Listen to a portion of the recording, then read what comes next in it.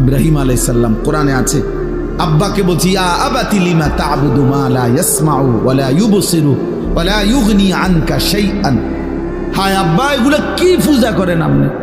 এ কেমন মূর্তির পূজা করেন যে মা লা ইয়াসমাউ, যে মূর্তি কিছু শুনেও না, ওয়া লা ইউবসিরু কিছু দেখেও না, ওয়া লা ইউগনি আনকা শাইআন, হ্যাঁ কিচ্ছু উপকারও করতে পারে না। এটা আসেও না, কান্দেও না, মাতেও না, মুতেও না। এটা কিটা সদবোধ? সদবোধ না, এটা কি?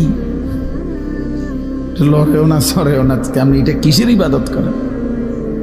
এইভাবে বলছেন।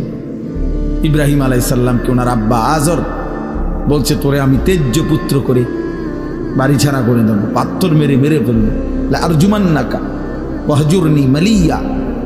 কোরআনে আছে ইব্রাহিম আলাইহিস সালাম বলছেন, বাবা আমি আপনাকেও ছেড়ে দিলাম, পুরা ফ্যামিলি ছেড়ে দিলাম, তবে মনে রাখবেন ওয়া আদউ রাব্বি, আমি আমার রব আল্লাহকে ডাক দিলাম।